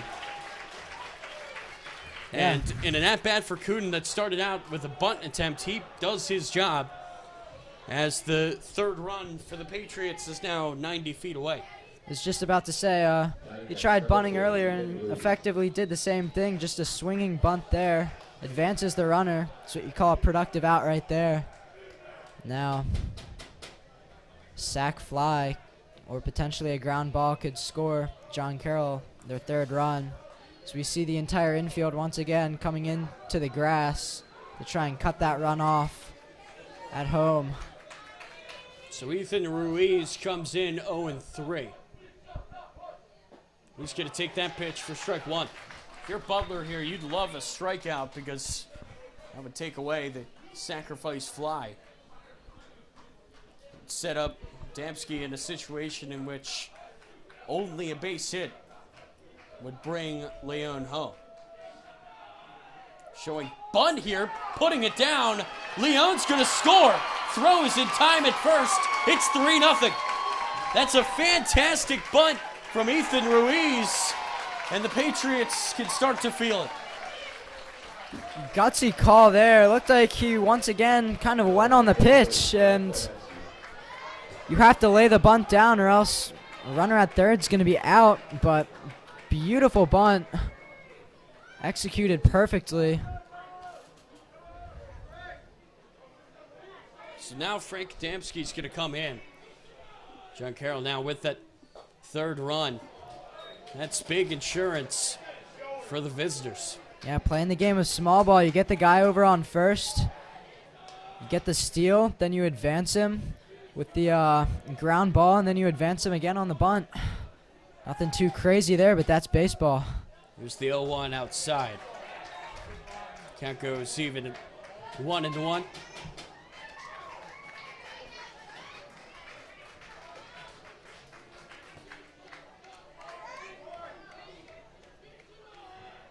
One pitch fouled away.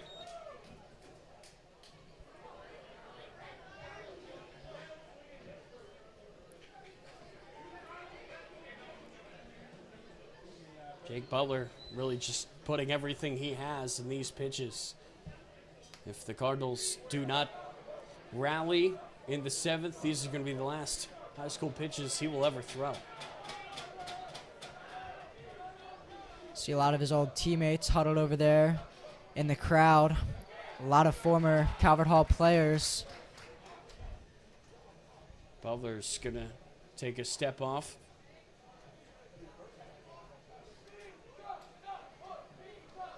One-two pitch, look out. Damsky had to duck a little bit there to avoid getting hit. Yeah, talk about high heat. Butler's had such a good career here at Calvert Hall. Yeah, 4-year varsity starter. 2-2. Ripped high in the air to right field, way back, all the way to the wall, and caught by Will Hack. And the Cardinals are going to fight for their season. 3 outs. They need 3 runs in the bottom of the 7th inning. Well, Damsky certainly took that one for a ride. Had a chance of getting out, but all the way over at the warning track, making the catch. I think Adamski thought it was gone. I saw a little bat flip over there. Of course, does not get to round the bases, though. And just as you mentioned, Tyler, Calvert Hall has 3 outs to try and save their season. Everything on the line here.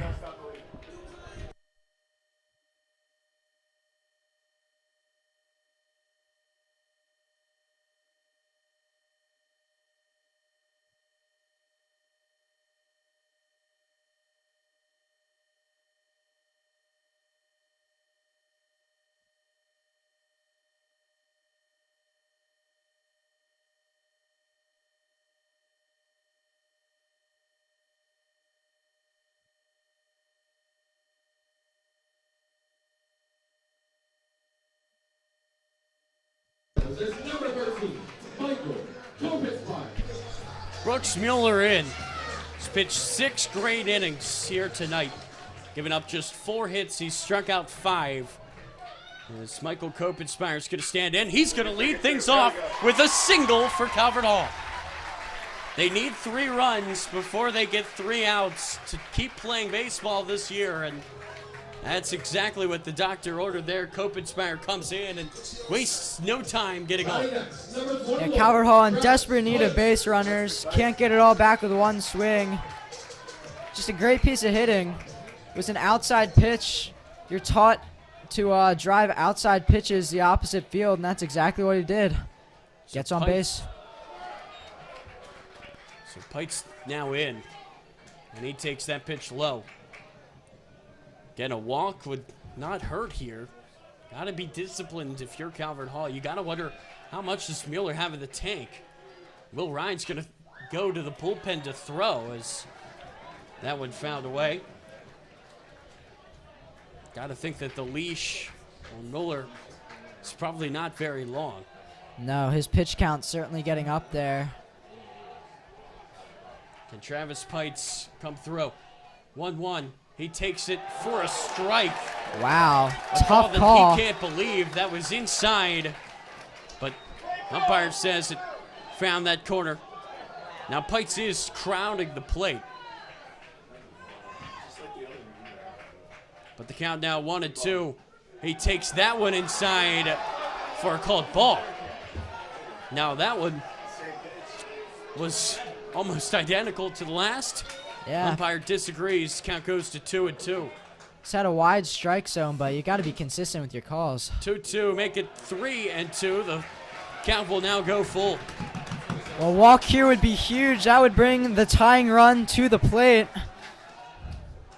Looks like that's pinch hitter Braden Wolf. That would be Wolf, who's on deck. Cardinals bench going crazy. Full count pitch is high. Pites is going to get to first. Looks like we're going to see a pitching change here. Not a surprise at all, but 2 up and 2 on for the Cardinals.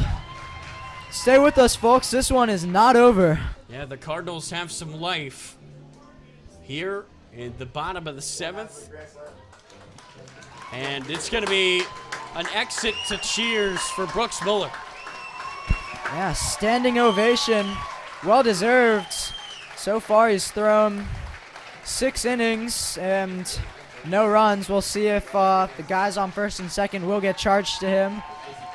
Of course, if they get across, they will be charged to him. But as of now, tossing a shutout.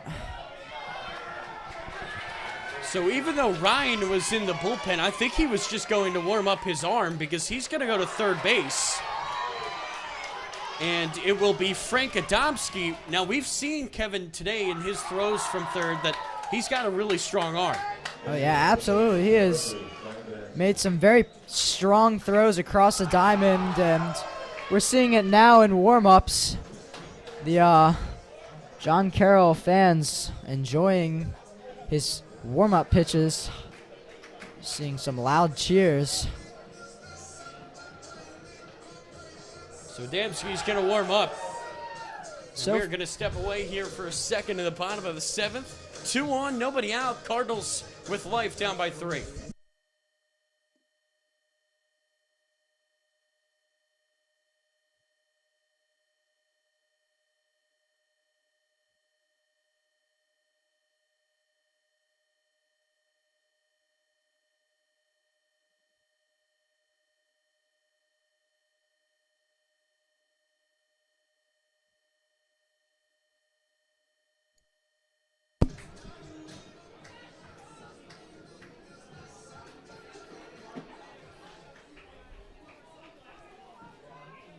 in warm-ups, Adamski did not throw a single pitch that was not a fastball. So I think Calvert Hall knows what they're getting here. They're getting a spectacular fastball. So Braden Wolf is going to stand in. On the season, he's a .333 hitter. And he's got 2 on. This crowd ready to erupt if he can make something happen here. Cope-inspired Pites. They both reached. Outfield playing deep. Infield in double play depth and leaves a huge hole on the left side of the infield where the shortstop plays sometimes. Looks like he's starting to shift back over though. 13 hits, all singles for the year for Wolf, who will foul that one away.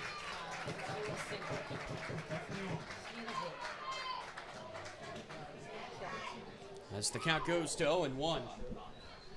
Frank Adamski on the mound as Will Ryan is going to head to third.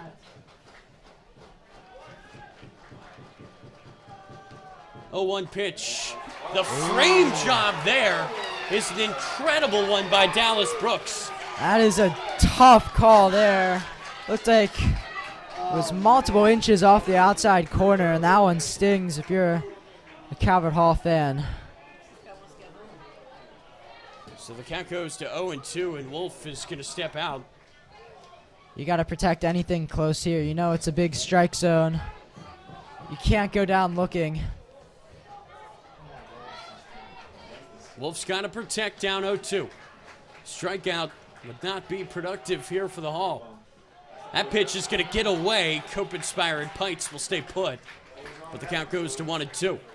Smart to stay put there. And again, Dallas Brooks is a really strong arm. Yeah, never want to run on Dallas Brooks, and when you need 3 runs, you need base runners, not worth the risk. Thomas Pilarski on deck. Pitch to Wolf. He's going to foul that one off to stay alive.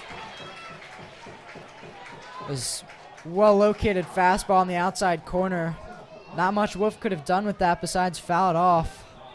Good job staying alive, living to see another day.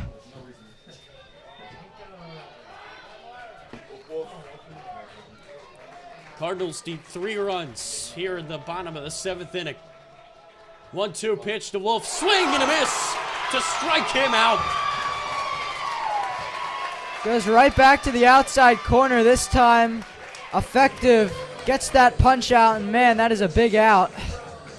So that will bring Thomas Pilarski to the plate. Just like Wolf before him, he comes into this game hitting .333. Butler behind him, the top of the lineup. If Pilarski can find his way on, Butler would get a big chance with just 1 out. The frame job that time by Brooks. It worked last time he tried it. This time it does not. Count goes to 1-0. 2 on, now 1 out. Bottom of the 7th inning here in the playoffs. 1-0 pitch is going to be lifted high in the air towards the dugout and out of play. But now, count goes even at 1-1. A souvenir for a fan, a very rare souvenir, as he has to throw that back in. Not often that a fan in the seats here gets a ball. Do have the netting up, so just one small spot that the ball can get through. 1-1 pitch, high to make the count 2-1. And if you're Adamski, you cannot afford to walk the bases loaded for the big bat of Jake Butler. That would be huge for Calvert Hall. Can imagine a walk-off grand slam to send you to the championship. That pitch is going to be outside 3-1. They're going to call a balk. How about that? Now that pitch might not count, but I think the Cardinals are going to take that. Runners, now 2 of them in scoring position. Now you just think about how important that insurance run was last inning by John Carroll. Calvert Hall could be a single away from tying the game, but because of that insurance run. So Adamski is going to try to protest this, but I don't think there's really anything he could do.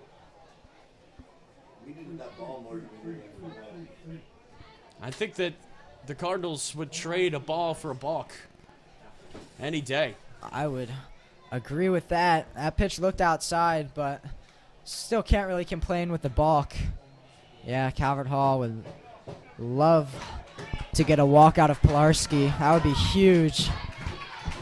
So the count is going to stay at 2-1, but Cope Inspire's going to get to third, and Pikes is going to stand on second base. Again, the top of the order is going to come up next after Pilarski, but Pilarski's a good hitter at the 9 spot. Well, every single time we play John Carroll, it comes down to the wire, and it is certainly doing so again. Here we go. The 2-1 pitch. Inside, a strike. Oh, man. That is an awful call. Oh, that was multiple inches off the plate. So now the count 2-2. Pilarski's got to protect. Big pitch here. A foul ball keeps the at-bat alive. Wow. Adamski getting a call there on the inside. It was a really good pitch, but Pilarski laid off. Umpire's been generous today on that inside corner. Yeah, I would go right back to the inside corner, and it looks like that's where Brooks is lined up. 2-2. That pitch low. Count goes full. That should have been ball 4 right there for Pilarski, but now a full count. We'll see what he can do. This is a massive pitch, a full count from Adamski.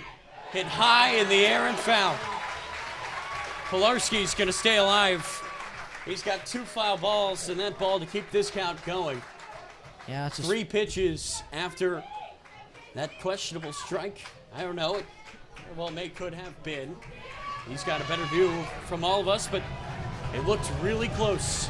Let's try it again. Another full count pitch. This time high.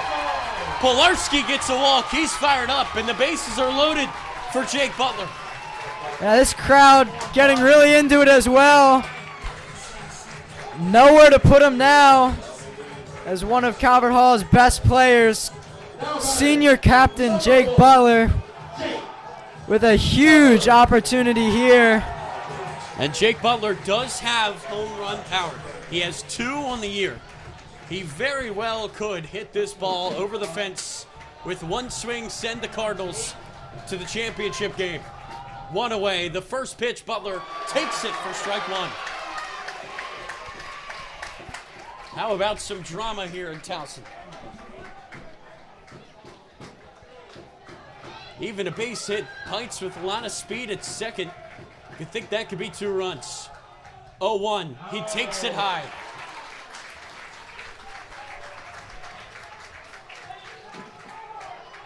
Yeah, 1-1 the count.